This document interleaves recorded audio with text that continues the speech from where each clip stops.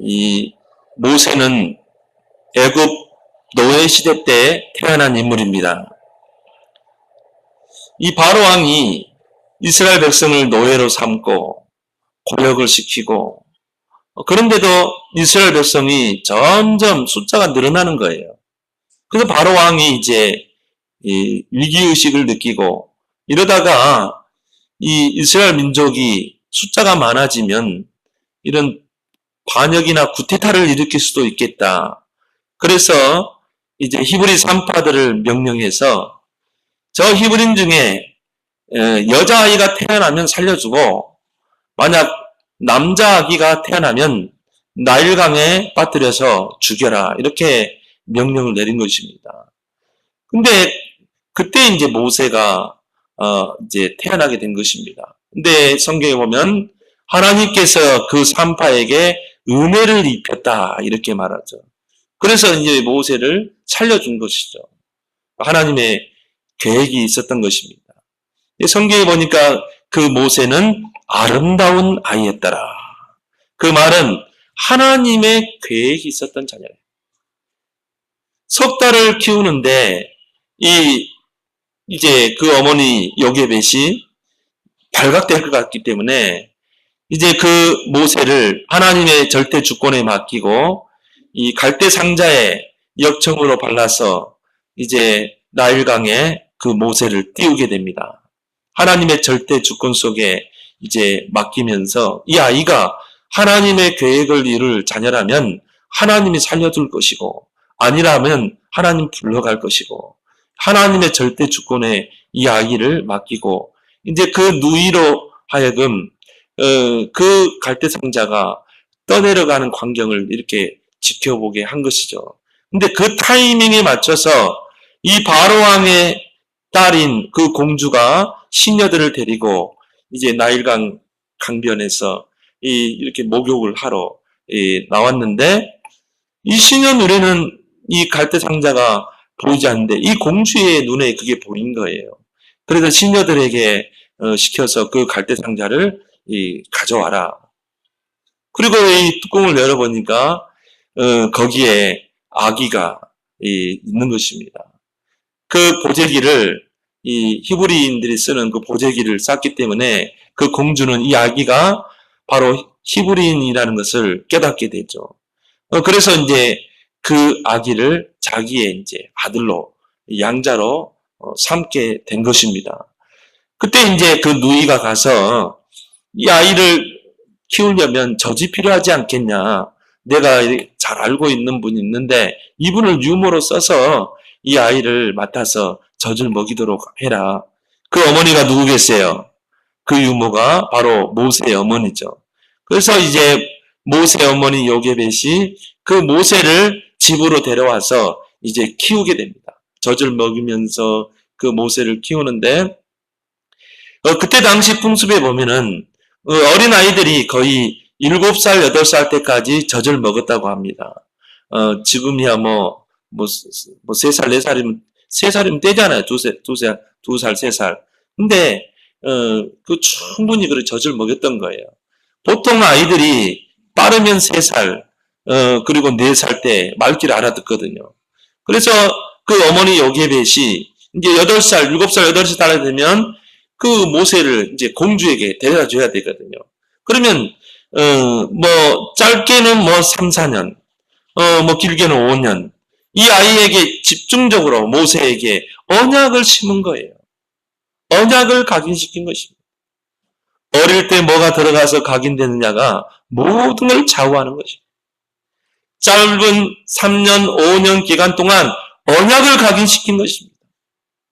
우리 백성이 이 복음을 놓쳐서, 성교의 사명을 놓쳐서 지금 애굽의 노예로 종살이 하는 것이다. 너는 반드시 하나님의 언약을 회복하고 이 민족 이스라엘을 애굽에서 해방시키는 지도자가 되어야 된다. 그걸 각인시킨 거예요. 사명을 각인시킨 것입니다. 이 모세는요, 그 어머니에게서 복음을 듣고 사명을 듣고 커간 것입니다. 그래서 이제 8살이 되었을 때 이제 바로에게 그 모세를 넘기게 된 거죠. 이제 모세는 이 바로왕의 공주의 손에서 자라게 됩니다. 근데 이미 모세에게는 언약이 들어가 각인된 거예요. 복음이 들어가 각인된 거예요. 사명이 들어간 것입니다. 그래서 자기가 크면은 이제 내가 이스라엘 백성을 이 애굽의 노예에서 해방시킬 것이다. 이것이 모세의 기도 제목이 된 것입니다. 모세가 한 40세쯤 되었을 때 파라오의 왕자가 된 거죠. 이제 밖에를 거니는데 이스라엘 그 자기 동포가요. 그 고역에 시달리는 거예요. 근데 애굽 사람이요. 채찍으로 때리면서 그 자기 동포를 이 고역으로 부리는 것입니다. 모세가 그 광경을 보고 뛰어들어서 어떻게 했냐면은 사람이 없는 걸 보고 이 애굽 사람을 돌로 쳐가지고 죽여서 이 모래에 묻어버렸죠. 그러면서 자기가 바로 히브리라는 것을 이야기를 하게 된 것입니다. 그리고 그 다음날 나가서 보니까 히브리인들끼리 서로 다투는 거예요. 그래서 모세가 이제 가서 너희는 히브리 민족 아니냐? 나도 히브리 민족이다. 왜 동포들끼리 이렇게 싸우냐는 거죠. 그러면은 그 사람들이 모세를 알아봐야 되는데 당신이 누군데 우리를 재판하려고 하느냐? 너는 살인자가 아니냐? 우리가 그 소문을 들었다. 이미 이 모세가 애굽 사람을 살해한 것이 쫙 소문이 퍼진 것입니다. 바로 바로왕의 귀에까지 들린 거예요. 바로왕은 자기 딸 공주의 아들인 줄 아는데 이게 히브리 민족이라. 바로왕이 가만히 있겠어요? 모세를 찾고 다닌 것입니다. 그때 모세가 이제 한마디로 주랭랑한 거예요. 그래서 미디안 광야까지 도망을 하게 된 것입니다. 그때 모세는 많이 절망했겠죠. 하나님이 나를 택하시고 어머니를 통해 내가 언약을 이 사명을 붙잡았는데 왜 나에게 이런 문제가 오는 것일까? 거기서 이제 십보라를 만나서 이제 거기서 이 장인 댁에서 이 양을 치면서 생활하는 그 기간이 40년이었어요. 애굽에서 40년, 미디안 광야에서 40년, 모세 나이 80세. 이젠 자기는 희망이 없고 이제 나는 이제 늙어서 이제 아무것도 할 수 없는 나이라고 생각할 때 하나님이 그 모세를 부르신 것입니다. 하나님의 부르시면은 후회하심이 없는 줄 믿습니다. 그리스도 예수의 날까지 이루어가세요. 하나님이 여러분을 부르셨습니까? 하나님의 계획 가운데 부른 줄 믿습니다. 그렇다면 하나님은 그리스도 예수의 날까지 그 계획을 이루어가신다. 근데 모세는 착각한 거예요. 나는 이제 희망이 없다. 나는 이제 아무것도 할 수 없는 나이다. 근데 그때 하나님이 모세를 찾아옵니다. 호레산 딸기나무 가운데 그 모세에게 찾아오셔서 그에게 사명을 전달하죠. 내 백성의 그 고통을 내가 보고 있다. 내 백성의 그 부르짖음을 듣고 있다. 이제 너는 가서 내 백성 이스라엘을 애굽에서 건져내라는 거죠. 모세가 솔직하게 이야기하죠. 나는 할 수 없습니다. 나는 도망자고 나는 이제 노인입니다. 기력도 없는. 하나님 뭐라고 그래요? 내가 너와 함께 하겠다. 내가 능한 손으로 너와 함께 하겠다. 이게 정답인 줄 믿습니다. 나는 연약해 보이고 나는 부족해 보이지만 하나님이 능한 손으로 너와 함께 하겠다. 모세가 또 핑계를 대죠. 나는 입이 뻣뻣하고 나는 둔하고 착각을 하는 거죠. 네 형 아론이 말 잘하는 걸 알고 있다. 아론을 앞세우고 가라. 바로 앞에 가서 언약을 선포해라. 이스라엘 백성에게 언약을 선포해라. 그래도 모세가요. 하나님 그래도 못합니다. 그러면 네 손을 품속에 넣었다 빼봐라. 거기서 하나님 능력을 보여주죠.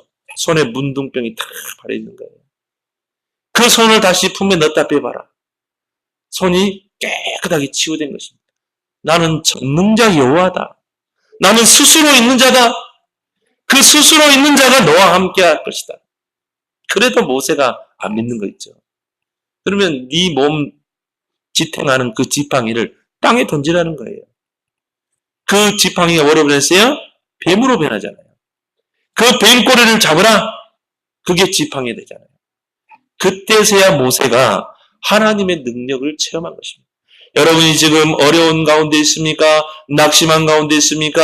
하나님의 능력을 체험할 기회인 줄 믿습니다. 모세가 하나님의 능력을 체험한 거예요. 이제는 모세의 지팡이가 아닙니다. 하나님의 지팡이를 들고 이스라엘 백성에게 하나님의 지팡이를 들고 바로 앞에 간 거예요. 10가지 기적을 베풀고 출애굽의 지도자로 쓰임받은 줄 믿습니다. 우리가 현실에 속을 때가 많습니다. 복음이면 다 된다는데 왜 나에게 이 어려움이 오는가? 왜 나에게는 이런 문제가 많은가? 복음 속에 다 있다고 하고 그리스도 안에 다 있다고 하는데 내가 이 복음을 붙잡았는데 나에게 왜 이런 어려움이 오는가? 사도행전 16장 31절에 주 예수를 믿으라 그리하면 너와 내 집이 구원을 받으리라고 했는데 왜 우리 가정에는 이 구원이 임하지 않는가? 왜 우리 남편은 더 완고한가? 더 강팍한가? 마가복음 10장 29절에 전도자는 이 땅에서 100배로 축복하고 내세에 영생 얻지 못할 자가 없다고 했는데 왜 나는 전도자로 부르는데 왜 나에게는 이렇게 경제적으로 어려운가? 여러분이 거기에서 속을 수가 있어요. 하나님의 말씀과 현실이 안 맞아 보여요. 하나님의 말씀은요, 옳은 것 같은데 현실은 안 맞아 보여요. 우리가 여기서 많이 속을 때가 있고 낙심할 때가 있습니다. 근데 저와 여러분들이 오늘 이 본문을 통해서 다시 언약을 회복하기 바랍니다. 저와 여러분은 복음운동에 참여한 자예요. 그래서 오늘 5절에 뭐라고 말합니까? 너희가 첫날부터 이제까지 복음을 위한 일에 참여하고 있기 때문이라. 우리는 어떤 자입니까? 복음을 위한 일에 참여한 자예요. 하나님의 시대적인 이 복음운동 속에 있는 자라 이 말이에요. 낙심하지 말기 바랍니다. 멀리 보고 가야 돼요. 지금 내 앞에 현실의 문제에 속지 마세요. 멀리 보고 가야 됩니다. 하나님이 여러분을 복음을 위한 일에 참여시키고 부르셨다 이 말이에요. 오늘 7절 하반절에도 너희가 다 나와 함께 은혜에 참여한 자가 됩니다. 그렇죠? 복음을 위한 일에 참여한 자. 하나님의 이 은혜에 참여한 자. 하나님의 그 정체성을 여러분이 확인하기를 바랍니다. 시대적인 복음운동, 전도운동에 참여한 자다. 하나님의 계획 속에 있는 저와 여러분들인 줄 믿습니다.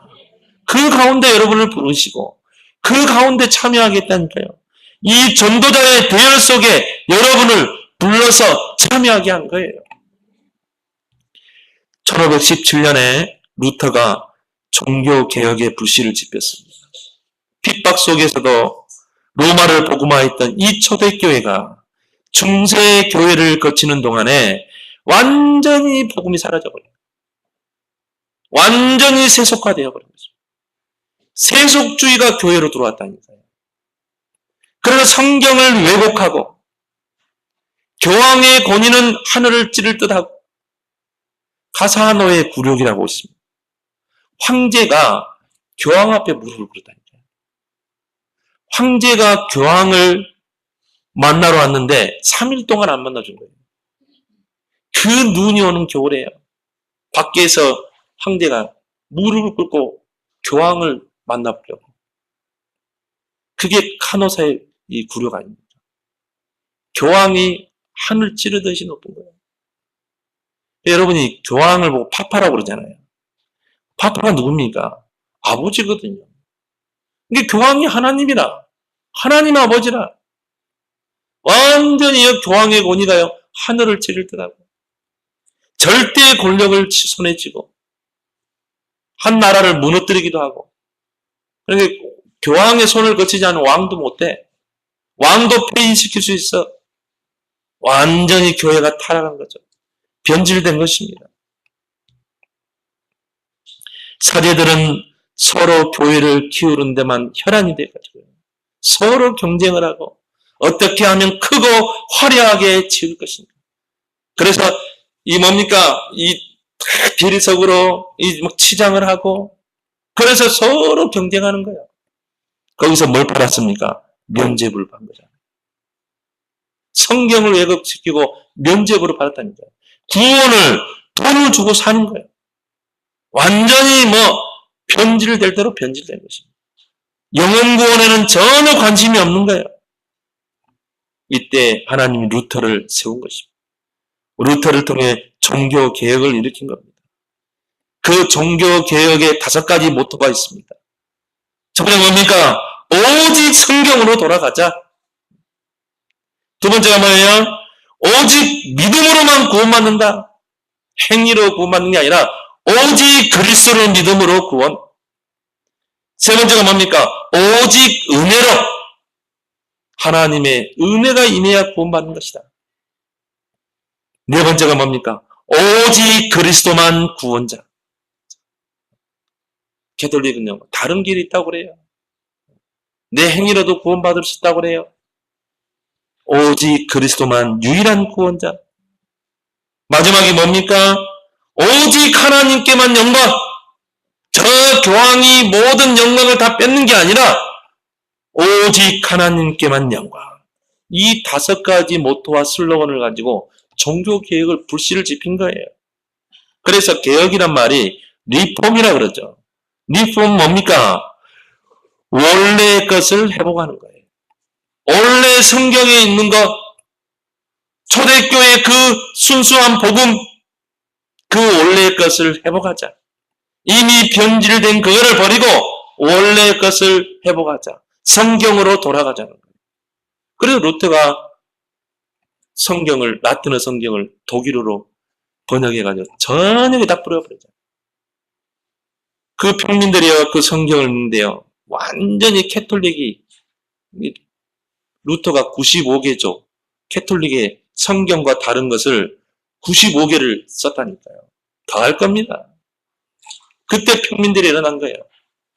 그래서 종교개혁의 불씨가 일어나서 지금 우리가 개신교가 된 줄 믿습니다. 프로테스탄트라고. 자, 루터 종교개혁 후 500년이 지났습니다.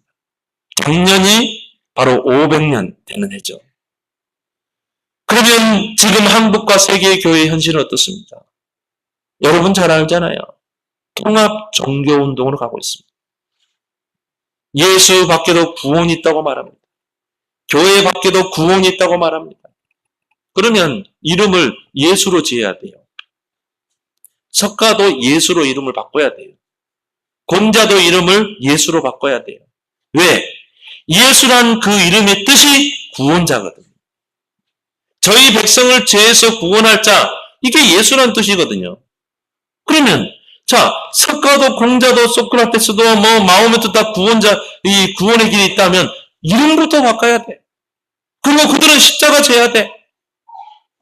오직 십자가에서 피 흘리고 죽으시고 부활하신 분이 그리스도인 줄 믿습니다. 십자가 의미도 모르는 거예요. 왜 예수님이 십자가 지셔야 됩니까? 3가지 일 때문에 십자가 졌잖아요. 우리를 사탄의 권세에서 구원해내야 되기 때문에, 우리를 죄에서 구원해내야 되기 때문에, 우리를 하나님 만나는 길을 열어줘야 되기 때문에, 그래서 십자가 진 거예요. 그래서 왕적인 권세를 가지고 사탄의 권세를 깨뜨리는 줄 믿습니다. 하나님의 아들이 오신 것은 마귀의 일을 멸하라 하십니다. 구원은 뭐예요? 사단 마귀의 손에서 빠져나와야 돼요. 요즘 여러분 정신질환자 범죄율이요, 지금 20% 30%를 넘어서고 있어요. 요 근래 조현병 환자, 정신질환자들이 경찰을 칼로 찔러 죽이고 어린아이를 칼로 찔러 죽이고 공황장애로 영적으로 시달린 사람 많습니다. 환청이 들리고 많습니다. 나는 대화하는데요, 그 사람 귀에는 뭐냐, 나를 요구하는 걸로 들리는 거예요. 이 사람이 나를 째려보는데요, 뭐냐면요, 이 사람이 나를 위협하는 걸로 보이는 거예요. 그러니까 지르는 거예요. 이게 뭡니까? 이게 공황장애 아닙니까? 이게 뭡니까? 이게 환청 아니에요, 이게. 공황증 아닙니까? 이런 사람들이요, 가득 찹니다. 하나님의 아들이 오신 것은 마귀의 일을 멸하라 하십니다. 예수님께서 십자가에서 왕적인 권세를 가지고 사탄의 권세를 깨뜨린 거예요. 구원은 뭐라고요? 사단의 손아귀에서 벗어나는 거예요. 하나님을 떠난 그 죄, 태어나면서부터 가지고 있는 죄, 그 죄 문제가 이 땅에서 해결 안 되면 어떻게 돼요? 그 죄 때문에 죽어서 지옥 가는 거예요. 영원한 지옥의 분못에 떨어지는 것입니다. 근데 우리가 예수님이 나의 죄를 위해 십자가에 피 흘리신 거예요. 그 피가 나의 죄를 다 씻은 줄 믿습니다. 나의 모든 죄를 다 씻은 거예요. 그래서 우리는 죽으면 어디 가요? 천국에 가는 것입니다. 왜? 죄 없는 의인이 가는 곳이 천국이기 때문에. 선지자의 권세를 가지고 십자가 지심으로 하나님 만나는 길을 열었다니까요. 이분이 바로 예수 그리스도인 줄 믿습니다. 근데 이 복음이 사라져버렸어요. 여러분, 기존 교회에서 복음 이야기하던가요? 절대 이야기 안 합니다. 통합 종교로 지금 한국 교회가 치닫고 있습니다. 이게 전 세계적인 현상이라니까요. 이런 가운데 저와 여러분들이 이 전도자의 대열 속에 있다는 거, 이 복음 속에 있다는 거, 여러분 얼마나 감사합니까? 정말 거기에서 여러분의 인생의 답이 나길 바랍니다. 이러한 혼돈과 흑암과 공허 시대에 하나님이 그대로 둬요? 이때마다 하나님은요, 전도자를 세우셨어요. 흑암이 만민을 덮을 때마다 하나님은 전도자를 세웠어요. 루터를 세우고, 한 시대에 하나님이 웨슬레를 세우고, 하나님이 한 시대에 이런 무디 같은 인물을 세워서 복음운동을 해보간 것입니다. 지금 전국과 세계 현장에 복음 가진 전도자들이 일어나고 있습니다. 렘넌트들이 일어나고 있어요. 이것은 하나님이 이 시대에 우리에게 이 복음운동에 이 축복을 허락하신 줄 믿습니다. 이번 주는요, 세계 리더 수련회가 있습니다. 다음 주에는요, 세계 렘넌트 데이가 있습니다. 벌써 17,000명이 등록을 했어요. 그 당일 등록까지 하면 25,000 정도 예상한다네요. 계속 숫자가 늘어납니다. 저 아프리카, 저 중앙아시아는 렘넌트들이요, 아르바이트 해가지고 부모에게 받은 용돈, 그거를 저축해가지고 한국에서 하는 이 WRC 세계 렘넌트대에 참여하기 위해서 비행기표도 필요하죠. 왕복 티켓 필요하죠. 또 렘넌트대에 또 티켓 끊어야 되잖아요. 1년을 준비한다, 1년을. 그래가지고 한국 땅을 밟는 거예요. 그 3박 4일 렘넌트대에 참여하기 위해서. 전 세계에 흩어진 렘넌트들이 모이고 있다니까. 이것은 인위적으로 우리가 불러 모으는 게 아닙니다. 하나님이 하시는 일인 줄 믿습니다. 하나님이 이 렘넌트 운동을 일으키고 있는 거예요. 하나님이 전도자를 일으켜 세우고 있는 것입니다. 이 전도자의 대열 속에 있는 나, 이 복음 운동에 참여한 나를 여러분이 확인하기를 바랍니다. 그래야 속지 않아요. 오늘 5절에 뭐라고 그러세요? 복음을 너희가 첫날부터 이제까지 복음을 이해한 일에 참여하고 있기 때문이라. 여러분이요, 복음을 끝까지 붙잡고 하세요. 우리 목사님들 보면요, 중간에 누락된 분 많아요.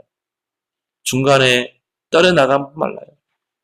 첫날부터 붙잡은 복음을 우리는 끝까지 붙잡고 가는 여러분 되길 바랍니다. 처음부터 지금까지 이 복음의 일에 참여한 자. 저는요, 우리 교인들에게 참 감사해요. 오늘 바울도 그런 이야기했죠. 오늘 3절에 보니까 내가 너희를 생각할 때마다 나의 하나님께 감사하며 간구할 때마다 너희 물을 위하여 항상 기쁨으로 항상 간구하며 너희가 첫날부터 이제까지 복음을 이해한 일에 참여하고 있기 때문이라. 제가 신학교 때 복음을 받았거든요. 전도하려고 몸부림치다가 제가 유목사를 만났어요. 단번에 이게 성경적인 전도라는 걸 깨달았거든요. 왜? 전도에 몸부림치다 제가 만났기 때문에. 그래서 제가 모든 걸 다 포기했어요. 그래서 내가 그때부터 이 복음운동에 내가 이 대열 속에 들어와서요. 그때는 뭐 전국 집회 얼마나 많이 했어요. 그때는 너무 복음이 갈급해가지고. 막 복음을 들으면 막 힘이 나고요. 그때는 막 2박 3일 그렇게 했잖아요. 막 내가 막 살아나는 거예요. 내 심령이 살아나는 거예요. 그때 내가 보니까요, 각인 뿌리 체질이 많이 바뀐 것 같아요. 내게 있는 상처, 영적 문제 그때 많이 치유된 것 같아요. 그때는 갈급 아닌가? 원주에서 모이면 거기만 이제 막 가세요. 은혜 받으려고 하고. 자, 목포, 그때는 체육관 집회 했잖아요. 갈급 아니에요. 근데요, 내가 이 전도자의 대열 속에 있다는 게, 복음 속에 있다는 게 너무 감사했어요. 아예 대학원을 제가 야간으로 옮기고, 막 그때부터 현장 뛰기 시작했어요. 학교 현장으로 많이 들어갔죠.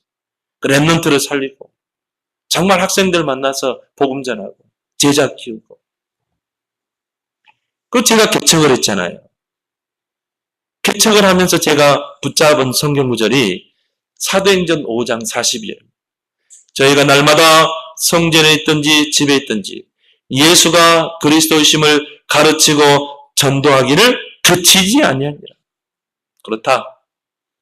나는 그리스도 운동할 것이다. 나는 강단에 세면 그리스도만 말할 것이다. 나는 복음만 말할 것이다. 그래서 제가 강단에 딱 서면요, 오직 복음만 이야기했거든요. 근데 우리 한도곤이 이제 딱 있는데, 우리 저 랩런트가 다 레퍼토리를 다 끼고 있어요. 목사님 또 창세기 3장 이야기하네, 불신자 상태 이야기하네, 또 그리스도 이야기하네. 우리 도곤이는 기억하려면 뭐네, 머리가 좋은 것 같아, 도곤이가. 뒤에 앉아가지고 레퍼토리를 다 끼고 있어. 이게 한 소리 또 한다 이 말이야 또. 근데 뭐 다른 이야기 하겠어요? 오직 복음밖에 더 이야기할 게 어디 있겠어요? 근데 이게요, 반복인 것 같지만 복음 아니면 여러분 죽어요. 복음 아니면 여러분 영적 문제 해결 안 돼요. 제가 복음을 체험하고 나니까 복음 외에는 말할 게 없더라 이 말이에요. 그래서 복음만 말한 겁니다. 내가 인위적으로 한 게 아닙니다. 복음을 발견하고 체험하고 나니까 복음 외에는 이야기할 게 없어. 우리 랩런트들 앞에서 복음 외에는 다른 말을 할 수가 없어. 왜? 그리스도 안에 모든 것이 다 있기 때문에. 그리스도 아니면요, 절대 영적 문제 해결 못 합니다. 그리스도 아니면 시대의 재앙을 막아낼 수가 없어요. 그리스도만이 길이요, 진리요, 생명인 줄 믿습니다.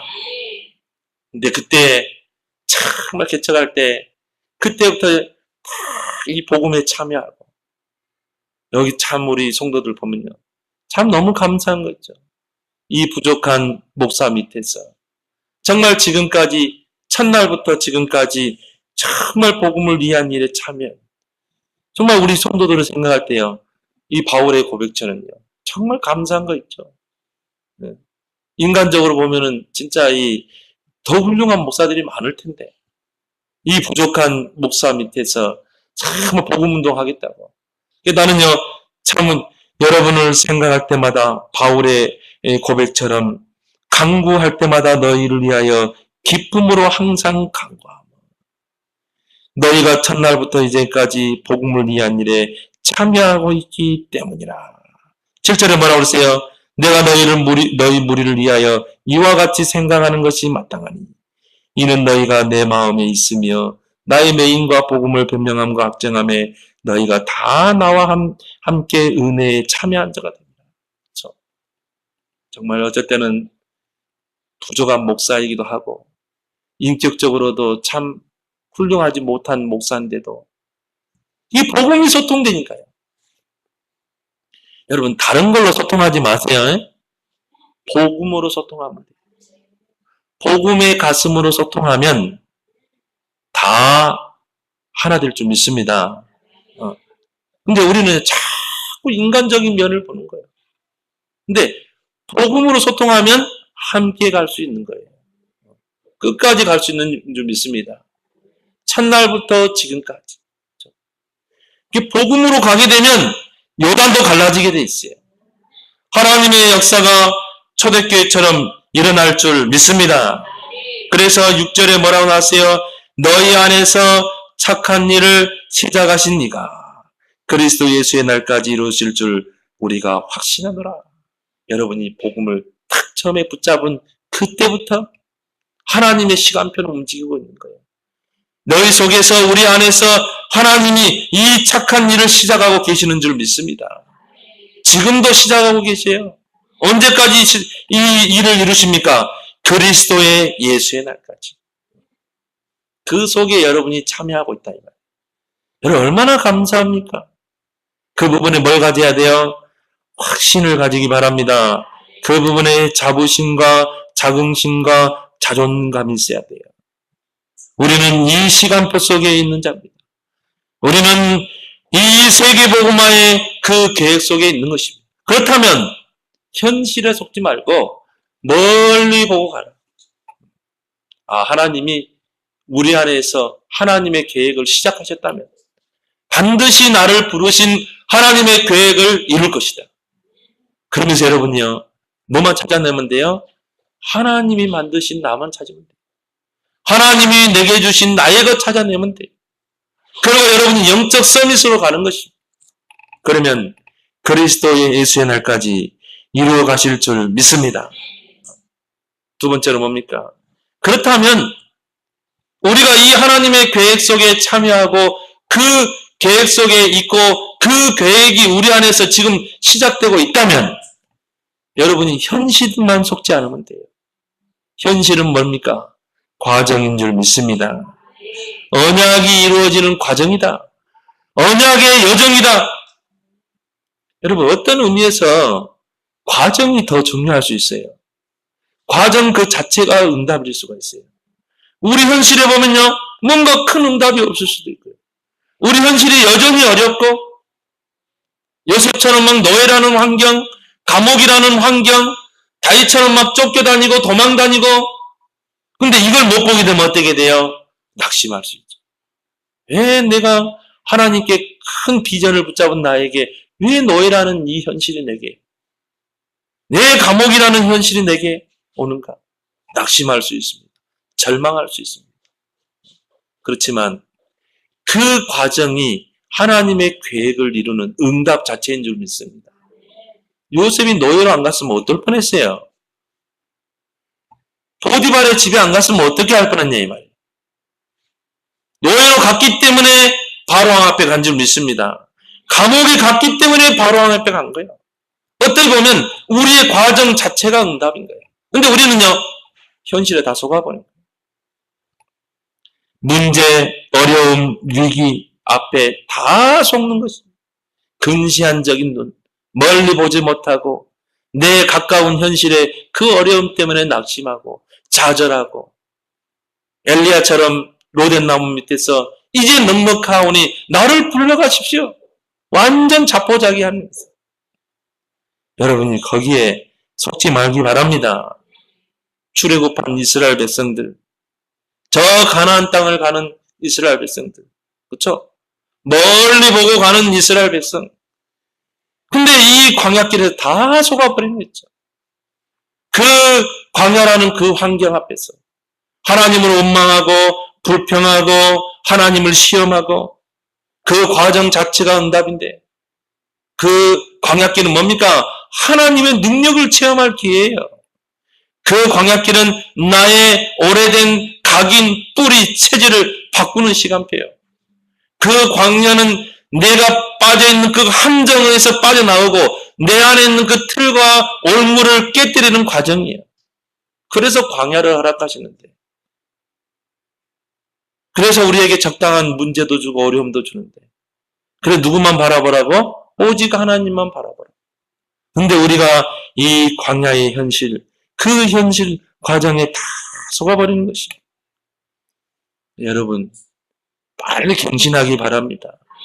갱신하지 않으면요 절대 응답이 안 보여요. 이 광야길은 갱신하는 거예요. 자꾸 나를 갱신해야 돼요. 나를 돌아봐야 돼요. 언약을 다시 붙잡아야 돼요. 그리고 그릇을 키워야 돼요. 광야는 뭡니까? 나에게 어려운 현실은 뭡니까? 그릇을 키울 기회예요. 조그만 문제 앞에서 흔들리고 갈대처럼 낙심하고, 그게 아니라 그릇을 키울게요. 하나님이 요셉을 노예로 집어넣어가지고 그릇을 키우잖아요. 다윗에게 막 어려움을 줘서 하나님 그릇을 키우는 것입니다. 왜? 여러분이 누구 말대로 사이다 뚜껑에다가 뚜껑만한 그릇이면 그것밖에 안 담긴다니까요. 일단 거지도 뭐가 커야 돼요? 빵통이 커야 돼요. 근데 우리 그릇이 작아가지고 어떻게 우리가 하나님의 그 축복을 받으십니까? 이삭이 100배의 축복을 받았다. 아, 부럽다. 그게 아니라 이 말이에요. 그릇이 되니까 하나님 축복하는 거죠. 여러분이 그릇만 좀 키워봐요. 여러분이 갱신만 해보세요. 우리도 모르게 틀 안에 딱 갇혀 있어요. 내가 만들어 놓은 그 틀을, 내가 만들어 놓고 그 틀 속에 내가 들어가 있는 거예요. 그러니까 나라는 그 한계를 벗어나지 못하는 거예요. 깨길 바랍니다. 과감하게 깨야 돼요. 그리고 우리는 뭐예요? 복음 속으로 들어가야 돼요. 6절에 이 광야길은 그 애굽의 근성들, 애굽 근성, 노예 근성, 그 불신앙의 근성, 그 상처의 근성을 다 버리게 하는 그 각인 뿌리 체질을 바꾸는 그게 광야인 줄 믿습니다. 그래서 오늘 6절에 뭐라고 나왔어요? 확신하노라. 확신이 있는 자는 절대 안 넘어집니다. 어떤 광야의 어려움이 와도 확신이 있는 자는 흔들리지 않게 돼 있어요. 요셉은 다윗 어떤 환경에서도 흔들리지 않았습니다. 왜? 확신이 있었기 때문에. 언약에 확신이 있었기 때문에. 꿈을 통해서 보여주신 그 언약이 우리 안에 확실하게 각인되면 흔들리지 않아요. 확신이 있기 때문에. 초대교회 보세요. 그 많은 핍박과 어려움이 있었지만 절대 흔들리지 않았습니다. 이 요셉, 다윗, 초대교회의 특징이 있습니다. 언약이 잘 박힌 목과 같이 박힌 거예요. 여러분에게 이 언약이 잘 박힌 목과 같이 박히고 각인되길 바랍니다.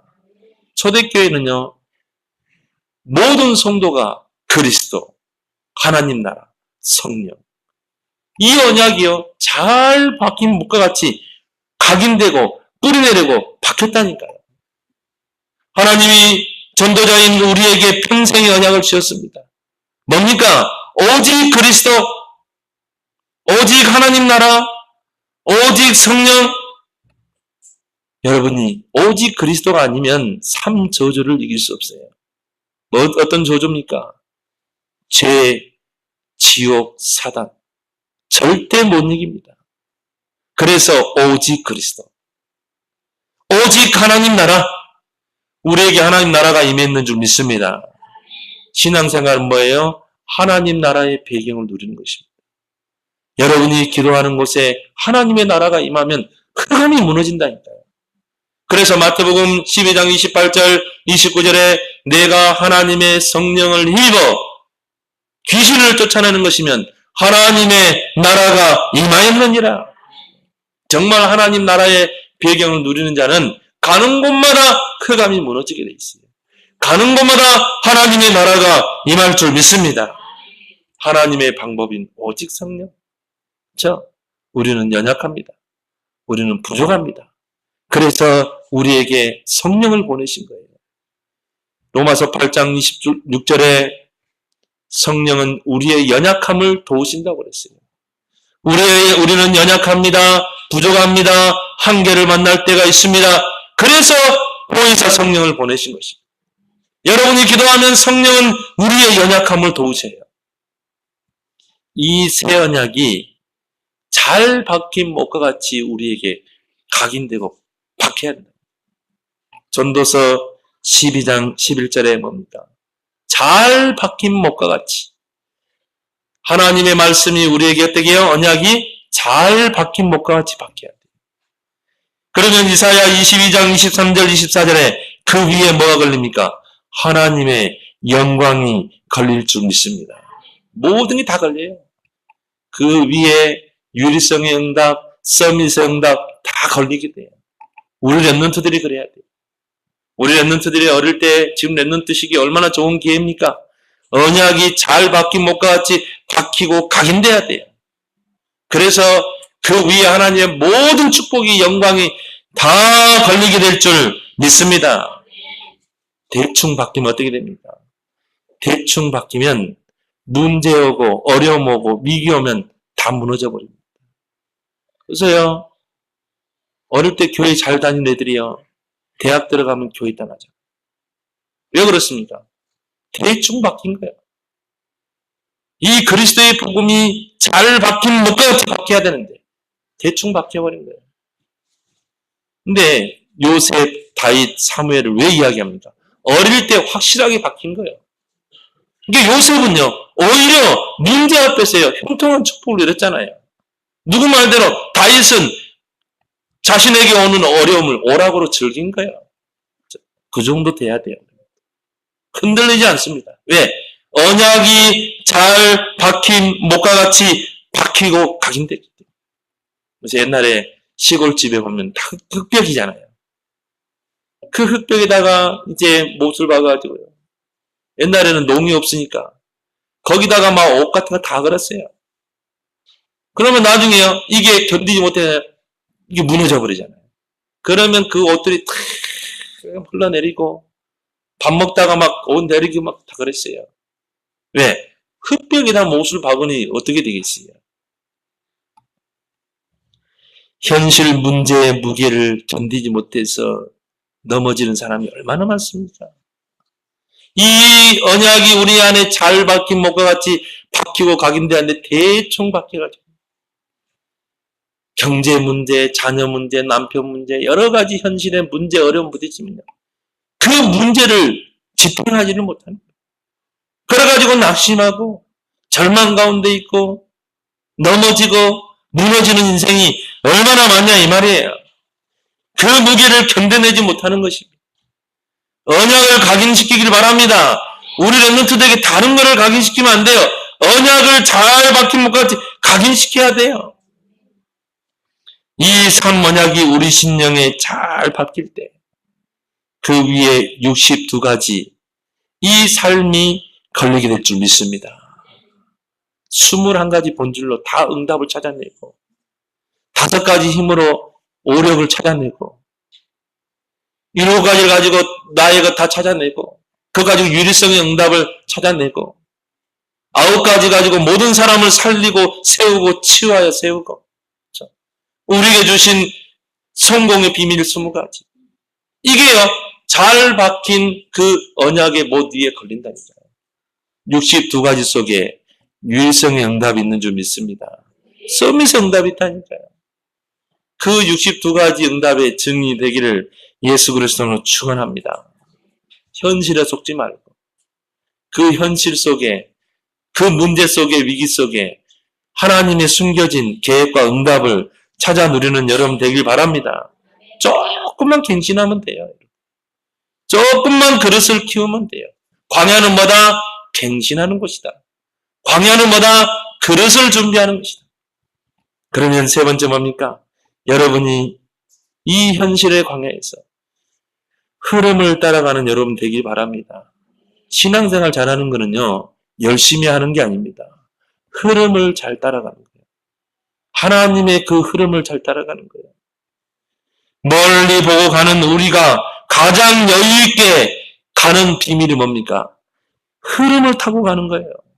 언약의 흐름, 복음의 흐름, 말씀의 흐름. 저는 이 시대를 보면요, 이 시대를 보고 교회를 보면서 복음이 필요하다는 걸 느꼈어요. 복음이 절대적으로 회복돼야 된다. 그러면 이 흐름을 타는 것입니다. 마가다락방에 들어가면 유대 사회에서 단절시키고 상거래가 금지되고 그래도 가면 돌에 맞아 죽는다, 사형시킨다. 근데 그 초대교회 당시는 복음이 회복돼야 될 시간표예요. 복음이 전혀 없어졌잖아요. 거의 종교만 남았잖아요. 바리새 교권만 남았잖아요. 지금 상황과 똑같습니다. 교권이 강화되고 복음은 사라지고 복음은 핍박하고. 그럼 우리는 어디를 선택해야 돼요? 어떤 흐름을 타야 됩니까? 교권의 흐름을 타야 됩니까? 바리새의 흐름을 타야 됩니까? 복음의 흐름을 타야 되는 거예요. 그래서 마가다락방에 간 겁니다. 마가다락방에 들어가면 손해볼 줄 알면서도 간 거예요. 마가다락방에 들어가면 상거래가 금지되고 우리 자녀들이 취업하는데도 어려움이 있고 초창기 때요. 기라성 같은 분들이 우리 다락방 운동에 있거든요. 김정택 장로 이런 분들이요. 다 이영자 다 왔잖아요. 근데 여기 핍박이 들어오면서요. 교권이 핍박하니까요. 이 복음의 흐름을 안 타더라니까요. 다 떨어나가더라니까요. 좀 교회가 성장하니까요. 이 흐름을 안 타는 거예요. 왜? 내가 해도 될 것 같아. 그래서 하나님이 저와 여러분들은 아직 큰 응답을 안 주는 거는 뭐냐? 아직 이 복음의 흐름 더 타야 되기 때문에. 우리 각인 뿌리 체질을 바꾸고 이 언약이 잘 박힌 것과 같이 다 각인돼야 되기 때문에. 그래서 우리는 이 복음의 흐름을 타잖아요.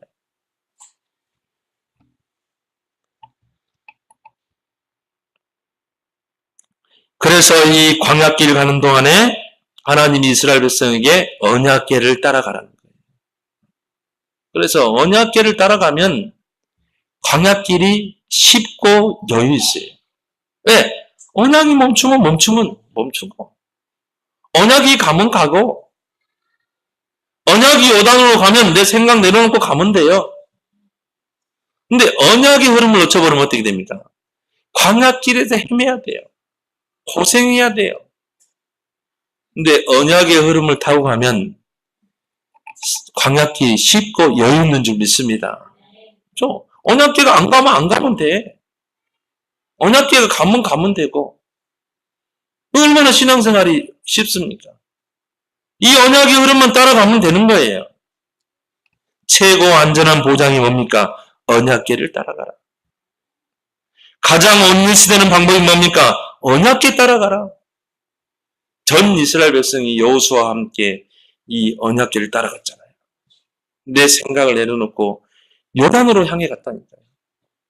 요단이 갈라지잖아요. 그 큰 여리고성. 근데 모세가 하나님이 그런 말 하죠. 전 이스라엘 백성은 입 다물고 들레지 말고 하루에 한 번씩 여리고를 돌아라. 그러면 돌면 되는 거예요. 불평할 게 어디 있습니까? 불신앙할 게 어디 있습니까? 전 이스라엘 백성이 그 언약궤를 따라 여리고를 돌았다니까. 마지막 날에는 7바퀴 돌았는데 어떤 역사가 일어났어요? 하나님이 여리고를 무너뜨려 버리죠. 여러분이 말씀의 흐름을 가지고 여러분이요 흐름을 타면서 기도해 보세요. 여러분 가정에 흑암이 무너질 줄 믿습니다. 무너지게 돼 있어요. 이게 언약궤의 비밀인 거예요. 그래서 아프리카 객원에 그런 말이 있죠. 빨리 가려면 혼자 가고 멀리 가려면 함께 가라. 멀리 가려면 어떻게 해야 돼요? 우리가 함께 온리스트 가야 돼요. 그래서 저 아프리카의 들소 누라고 그러죠. 누떼가 그 물을 찾아서요. 수천 킬로를 수백 킬로를 걸어갑니다. 왜? 거기서 물을 충분히 먹어줘야 가뭄을 이길 수 있거든요. 그 들소 떼들이 누떼들이요. 다 무리를 지어서 온리스트 가지고 그 거친 황야길을 가잖아요. 근데 그 아프리카 길은 맹수들이 있잖아요. 곳곳에 이런 이 사자 같은 맹수들이 있잖아요. 근데 그 먼 길을 함께 가면 어떻게 되냐면 이게 살아남게 돼요. 혼자 가면 그 황량한 길에서는 맹수의 밥이 될 수 있습니다. 근데 이렇게 동물의 왕국에 쭉 보니까 누떼가 그 물길을 찾아서 쫙 가는데 이 사자들이 무리가 한 20몇 명이 딱 에워싸는 거 있죠. 그래가지고 이제 그 무리에서 떨어 나온 걸 잡아먹으려고. 야, 근데 그 누들이 서로 막 불러가지고요, 방어주는 거죠. 한 명이 딱 이 사자에 물리면 다른 누떼가 와가지고 막 들이받는 거예요. 구해내는 거 있죠. 그럼 막 또 뛰다가 또 뒤에서 사자가 물면요, 또 돌아서가지고 또 그 사자를 쫓아내고. 그렇구나. 멀리 가라면 함께 가야 되겠구나. 우리가 이 세계복음화에 우리 렘넌트들까지 다 일어나서 우리 렘넌트들이 정치, 경제, 문화 현장에 들어가서 서밋으로 그 현장을 복음으로 살리는 걸 우리는 봐야 돼요. 그리고 우리는 어떻게 해야 돼요? 멀리 보고 함께 가야 될 줄 믿습니다. 함께 온리스되어서 초대교회처럼 오직 그리스도, 오직 하나님 나라, 오직 성령, 이 언약을 함께 붙잡고 마가다락방에 모여서 뭐였어요? 더불어 마음을 같이하여 오로지 기도에 힘쓰니라. 그런데 어떤 역사가 일어났습니까? 오순절날 불과 바람 같은 성령이었어요. 사도의 가르침을 받아 서로 교제하고 떡을 떼고 기도하기를 힘쓰니라. 목회자 중심으로, 강단 중심으로 하나 됐는데 3천 제자가 일어나잖아요. 이게 온리스의 힘인 줄 믿습니다. 흐름을 놓치면 누락되게 돼 있어요. 여러분이 한 달만 이 복음 메시지 안 들어보세요. 흐름 모릅니다. 흐름이 어떻게 가는지 몰라요. 그래서 우리는 계속 메시지를 듣는 것이죠. 저 주변에도요, 산업선교 메시지를 계속 타는 분들이 있어요. 제가 전도사 때 이 한 장로님, 지금 장로님들 있어요. 그때는 집사님이죠. 장재천 집사님이라고요. 우리 사모도 잘 알 겁니다. 이분이 이게 금연 그 일하는데요. 나중에는요, 이게 안 돼가지고 접더라고요. 접어가지고 막 다른 일 하는데, 제가 그랬거든요. 집사님, 산업선교 메시지 참석하세요. 그 메시지 꾸준히 들으세요. 그 메시지를 꾸준히 듣고 이 산업선교 메시지를 타면 반드시 하나님이 이 산업에 증거를 주실 것입니다. 이분이요, 산업선교 계속 참여해요. 저 만나면 막 반가워 손잡고 그러고. 우리 주혁 이루도 잘 알잖아요. 그 두 자녀들도 잘 알고. 그러면 꼭 이분이 산업선교에서 이 참석해가지고 메시지 듣고 또 중요한 자리까지 갔더라고요. 근데 엊그저께 만나요. 하나님이 축복하는 거예요. 계속 산업선교 메시지를 들었는데 하나님이요, 이 산업에 문을 여는 거죠. 다시 사업을 재개하고 이제 사업이 더 확장돼가지고 다시 2호점을 낼 정도로. 아, 그렇구나. 이 산업선교 메시지를 꾸준히 들으니까 하나님께서 때가 되니까 이런 산업의 증거를 주는구나. 지금 산업선교에 보면은 랩런트들이 오더라고요. 랩런트들이 와서 메시지를 들어요. 직장인들이 와서 메시지 들어요. 토요일 날. 왜요? 진짜 산업의 축복을 받죠. 진짜 하나님께 이 유일성, 서밋 경제 응답받아서 교회 세우고 정말 알듯이 세우고 얼마나 하나님이 축복하시겠습니까? 흐름 놓치지 말기 바랍니다. 우리는 복음운동에 참여한 자입니다. 우리는 전도운동의 대열 속에 있는 것입니다. 하나님의 계획 속에 있는 자인 줄 믿습니다. 그래서 여러분이요, 두 가지를 잘하는 게 세계복음화 잘하는 거예요. 첫 번째 뭡니까? 언약 붙잡고 온리스되라. 두 번째는 뭡니까? 흐름을 놓치지 마라. 흐름을 타고 가라. 그러면 하나님께서 이사야 60장 22절에 나 여호와가 때가 되면 속히 이루리라. 지금 현실이 어렵습니까? 현실에 많은 문제 있습니까? 그럼 속지 마세요. 언약 붙잡고 나는 이 전도자의 대열 속에 참여한 자다.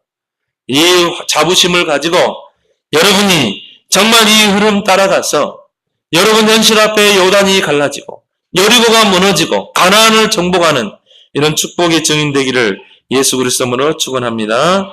하나님 아버지 은혜를 감사합니다. 우리에게 이 귀한 복음을 깨닫게 하시고 이 복음운동, 전도운동에 참여하게 하신 은혜를 고맙고 감사합니다. 너희 속에 착한 일을 시작하신 이가 그리스도 예수의 날까지 이루어 가신다고 하였사오니 이 언약 붙잡고 현실의 어려운 과정에 속지 않게 하시고 하나님의 언약의 흐름을 따라 나아갈 때 하나님 우리를 통해 그 시작하신 그 하나님의 계획이 반드시 이루어질 줄 믿습니다. 우리를 통해 이 땅에 하나님의 나라를 이루는 귀한데 증인으로 하나님 쓰임받게 하여 주옵소서. 예수님의 이름으로 기도합나이다. 아멘.